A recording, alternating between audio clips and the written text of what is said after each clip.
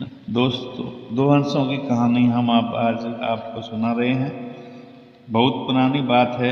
हिमालय में प्रसिद्ध मानस नाम की झील थी।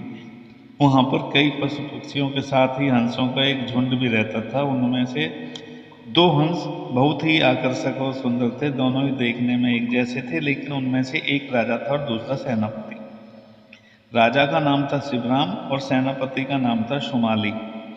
झील का नज़ारा बादलों के बीच में स्वर्ग जैसा प्रतीत हो रहा था। उन समय झील और उसमें रहने वाले हंसों की प्रसिद्धि वहां आने जाने वाले लोगों के साथ देश विदेश तक में फैल गई थी, जिससे प्रभावित होकर श्यामपुर के राजा को वह नज़ारा देखने की इच्छा हुई। राजा ने अपने राज्य में बिल्कुल वैसी ही झील का निर्माण करवा दिया और वहां पर कई प्रकार के सुंदर और आकर्षक फूल और फलों के पौधे लगवा दिए। साथ ही उसमें विभिन्न प्रजाति के पशु पक्षियों की देखभाल और सुरक्षा की व्यवस्था का आदेश भी दे दिया। श्यामपुर का यह सरोवर भी स्वर्ग जैसा सुंदर बन गया। लेकिन राजा के मन में अभी उन दो हंसों को देखने की इच्छा थी जो मानस सरोवर में रहते थे।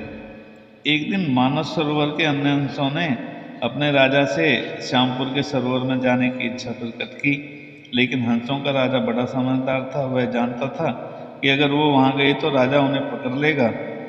उसने सभी हंसों को जाने से मना किया, लेकिन वो नहीं माने।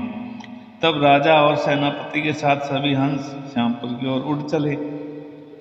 अब जैसे ही हंसों का झुंड उस झील में पहुंचा तो वहां पे अन्य हंसों को, जो राजा की झील में पहले से ही तैर रहे थे, उनको देखकर दो हंसों की शोभा उनमें से सबसे ज्यादा बन रही थी। सोने की तरह चमकती चोंच, सोने की तरह नजर आते पैर, बादलों से ज्यादा सफेद उनके पंख हर किसी को अपनी ओर आकर्षित कर रहे थे।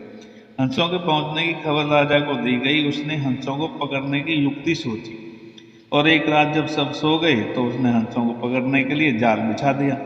अगले दिन जब हंसों का राजा जागा और भ्रमण पर निकला तो वह जाल में फंस गया।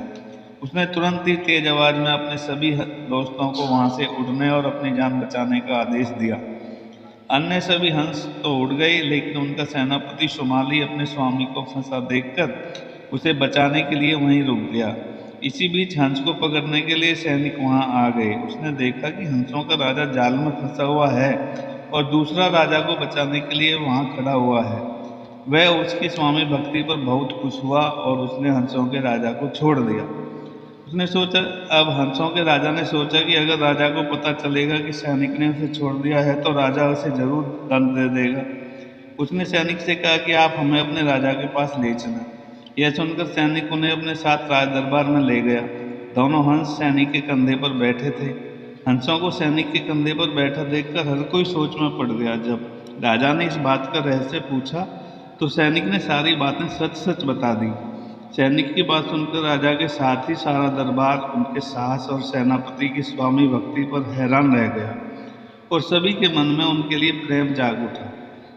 राजा ने सैनिक को माफ कर दिया और दोनों हंसों को आदर के साथ कुछ और दिन ठहरने का निवेदन किया। हंस ने राजा का निवेदन स्वीकार किया और कुछ दिन वहां रुककर वापस मानस झील चले गए। दोस्तों, कहानी से हमें ये सीख मिलती है कि किसी भी परिस्थिति में हमें अपनों का साथ नहीं छोड़ना चाहिए। यदि आपको हमारी कहानी अच्छी लगी तो हमारे चैनल को लाइक करें, सब्सक्राइब करें। धन्यवाद।